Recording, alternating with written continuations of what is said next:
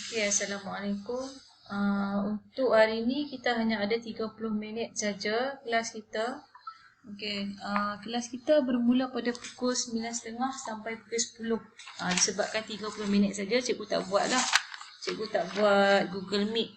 Okay, jadi untuk membantu kamu buat kerja rumah kamu, okay, ataupun melakukan ulang kaji, cikgu akan tunjukkan video tentang, kita akan bincang lah tentang kehendak soalan. Okey. Jadi hari ini kita nak masuk topik 2.2, kita nutrien dalam ekosistem. Kamu boleh buka balik dalam kamu punya buku teks. Nampak di sini dah tulis rujuk pada muka surat 25 hingga 27. Yang ni boleh membantu kamu lah. Okey. Jadi kita nak tengok sebenarnya soalan nombor 1. Okey, kamu kena tengok balik tentang kitar air. Soalan nombor 1 ni hanyalah band TP2 saja PBD dia. Mudahlah kalau kita ikut level dia. Jawapan dah diberi, kondensasi, transpirasi dan penyejatan. Kamu cuma isi tempat kosong dengan menggunakan 3 jawapan ni saja. Cikgu kena terangkan sebab kamu ni selalunya jawapan dah bagi tapi kamu tak perhati betul-betul kehendak soalan. Okay, kehendak dia isi tempat kosong dengan perkataan yang diberikan. Senang saja. Cumanya sebelum kamu isi, kamu kena faham balik kondensasi tu maksudnya apa, transpirasi tu maksudnya apa, penyejatan tu apa. Barulah kamu letak dalam kotak yang diberikan. Jangan menghentam sajalah. Okey, itu soalan 1. Kita tengok pula soalan 2. Soalan 2. Okey, berdasarkan rajah kitar air di atas. Dia berdasarkan kitar air di atas. Dia kata, nyatakan peranan tumbuhan. Dia minta peranan tumbuhan dan haiwan dalam kitar air tersebut. Okey, jadi kalau kita tengok soalan B1 ni, tumbuhan menyerap air dari tanah. Okey, tumbuhan diserap air daripada tanah, dia bebaskan apa? Melalui proses apa? Yang ni kena tengok balik lah dalam buku. Kalau kamu tak tengok, memang kamu tak boleh buat. Cikgu tak mau bagi jawapan yang ni. Sebabnya dia TP2 saja. Maksudnya senang saja. TP2. Jawapan dia dah ada dalam buku. Okey, ingat tumbuhan menyerap air. Dia serap air daripada tanah. Lepas dia serap air daripada tanah tu, dia bebaskan apa? Melalui proses apa? Ini nama proses lah. Okey, tumbuhan juga dia membebaskan apa juga melalui proses apa. Jadi ada 2 proses kat sini. Okey, yang ni proses apa? Kamu kena beritahu lah nama proses tu. Yang ni pun proses juga. Ada 2 proses di sini. Kamu kena tengok balik dalam buku. Okey, nombor 2. Haiwan menjalankan. Dia menjalankan apa? Kamu kena tengok balik. Menjalankan. Ada 3 lah. 3 proses hidup yang dijalankan. Okey, dan membebaskan apa ke persekitaran. Okey, proses ini meningkatkan kandungan apa? Bila dia bebaskan yang ini, contoh cikgu letak X. Cikgu tak mahu bagi tahu jawapan ni sebab mudah saja. Okey, dia bebaskan X ke persekitaran, ke udara. Bila dia bebaskan X ke udara, dia akan meningkatkan kandungan X. Jadi kamu kena carilah X ni apa? Okey, X ni apa? Okey, nombor 2, soalan nombor 2. Kita tengok soalan nombor 2. Kenal pasti X. Okey, rajah di bawah menunjukkan kitar karbon dan oksigen. Tadi kitar air. Sekarang kita nak tengok kitar karbon dengan kitar oksigen pula. Okey, kitar karbon dengan kitar oksigen ni dia saling berkait. Sebab tu kita boleh letakkan sekali kitar karbon dan kitar oksigen. Okey, jadi kamu kena kenal pastilah proses X, Y dan Z ni.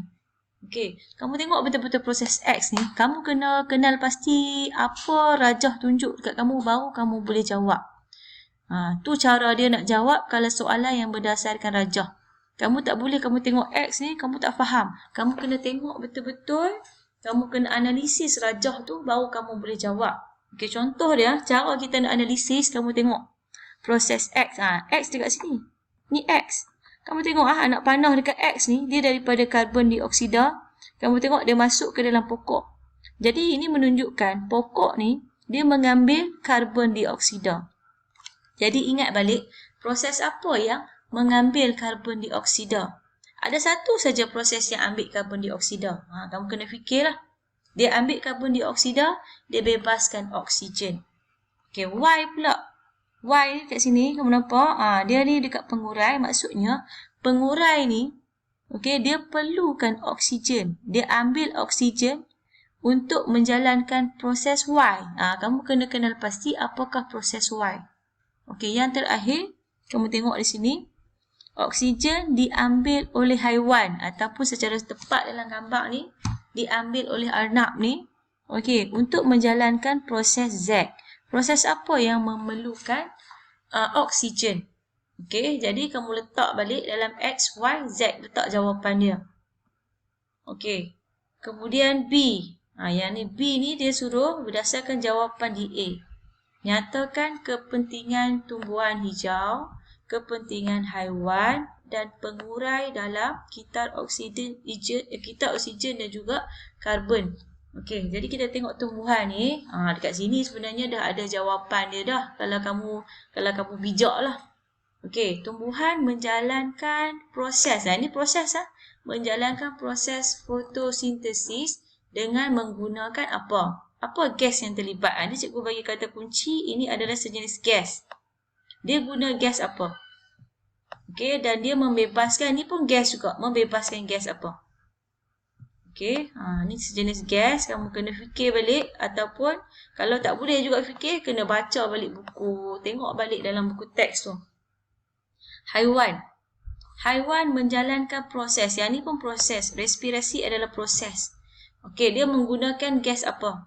Untuk respirasi, dia guna gas apa? Okey, contoh dia kalau haiwan ni senang lah. Macam manusia lah. Haiwan ni macam manusia. Kita perlu sedut gas apa? Dan kita ni perlu membebaskan gas apa? Ni gas. Ada dua jenis gas. Okey. Dia tukar je dua-dua ni. Sama je. Okey, yang last sekali. Menjalankan penguraian dengan menggunakan gas apa? Semua gas ni. Yang kita tahu, yang kita belajar, kita ada dua jenis gas saja kan. Kita ada oksigen dengan karbon dioksida. Jadi kamu kena tengoklah. Yang mana satu yang guna karbon dioksida, yang mana satu yang membebaskan oksigen. Ataupun yang mana satu guna oksigen, yang mana satu membebaskan karbon dioksida. Isi jawapan dekat sini. Senang saja. Okey, kalau tak senang, tak dapatlah TP2. Cikgu harap semua orang boleh dapat TP2 lah. Soalan senang. Okey, yang ketiga pula. Okey, untuk soalan nombor 3, dia lebih susah sikit sebab dia kebat. Okey, soalan analisis dan dia adalah tahap 4. Okey, nyatakan kesan peningkatan gas karbon dioksida. Gas karbon dioksida meningkat, apa yang akan berlaku? Jadi, peningkatan gas karbon dioksida ni, kalau kamu tengok, peningkatan gas karbon dioksida akan menyebabkan apa? Okey, kamu kena fikirlah, kalau kita banyak karbon dioksida ni akan menyebabkan apa? Biasanya, dia akan menyebabkan dua benda yang cikgu selalu sebut. Okey, cikgu bagi clue sikit lah.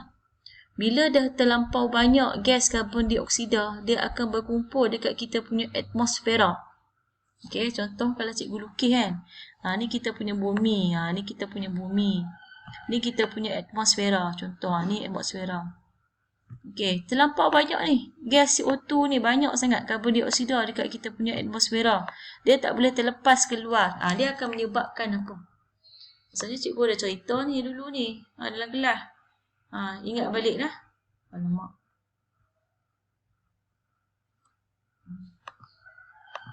Ingat balik apa yang berlaku. Okey, ada dua perkara. Dia akan menyebabkan dua perkara. Salah satu contoh dia, kesan dia, X ni dan X ni. X ni dia boleh menyebabkan ni Y lah, jawapan dia Y. Carilah dua ni. Yang X ni dia boleh menyebabkan pencairan ais di kutub. Cuba fikir balik. Okey, nyatakan satu aktiviti yang memberi kesan yang sama seperti di 3A. Alamak, macam-macam jadi ni. Dia dah jadi masalah macam-macam dah ni. Sana jadi hang. Tak boleh nak tekan. Okey. Okey, B. Nyatakan satu aktiviti manusia yang memberi kesan yang sama seperti di 3A. Apa lagi Jawapan kamu mestilah selain daripada penebangan hutan. Sebab nombor 3 ni dia kata penebangan hutan yang tidak terkawal akan menyebabkan peningkatan gas karbon dioksida dalam udara. Okey, kamu kena nyatakan satu lagi aktiviti manusia yang sama, memberi kesan sama macam dekat 3A ni. Boleh fikir kan? Okey, C. Cadangkan 2 langkah yang boleh anda ambil untuk selesaikan masalah gangguan kepada kita karbon akibat aktiviti manusia. Macam mana kita nak buat untuk kita mengurangkan ataupun kita nak kurangkan masalah karbon dioksida yang berlebihan akibat daripada penebangan hutan.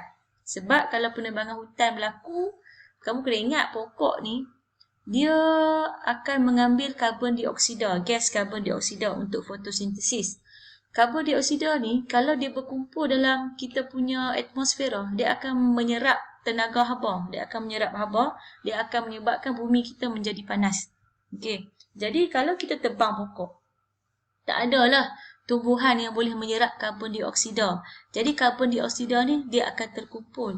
Selain daripada itu, gas karbon dioksida juga dia terkumpul hasil daripada beberapa aktiviti manusia. Cikgu tak mau sebut aktiviti manusia apa. Kalau cikgu sebut, kamu akan tahu jawapan dia.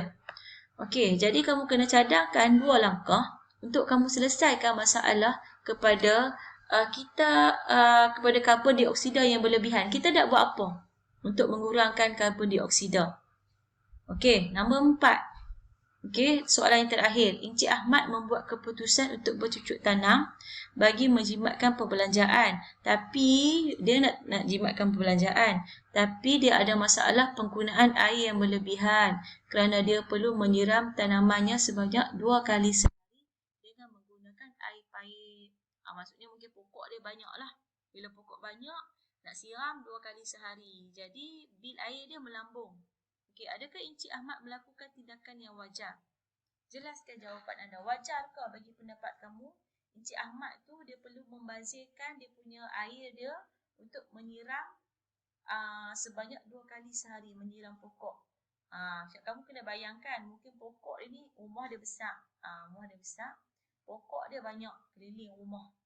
Okey, jadi dia ni merungut sebabnya dia nak jimat, dia nak bercucuk tanam sebab dia nak jimat perbelanjaan. Tapi dia jimat dekat beli sayur-sayuran. Yang dia tak jimat adalah duit ataupun bil air melambung. Okey, jadi apa wajar tak tindakan ni? Kamu kena jawab dulu wajar atau tidak wajar. Kalau kamu kata wajar, kamu jelaskan kenapa bagi pendapat kamu wajar untuk Encik Ahmad ni dia siram 2 kali sehari. Kalau kamu kata tak wajar, tak wajarlah Encik Ahmad punya tindakan ni. Sebab apa? Sebab apa dia tak wajar? Ataupun kamu boleh nyatakan cadangan kamu untuk mengatasi masalah yang dihadapi oleh Encik Ahmad. Apa yang Encik Ahmad boleh buat? Okay. Jadi itu saja untuk hari ini. Tengok dulu video ni supaya membantu kamu. Kalau masih juga tak faham, kita akan jumpa esok. Buat dululah. Esok kita akan jumpa. Kita ada kelas juga esok. Esok kita ada 2 masa rasanya. Okey, esok kita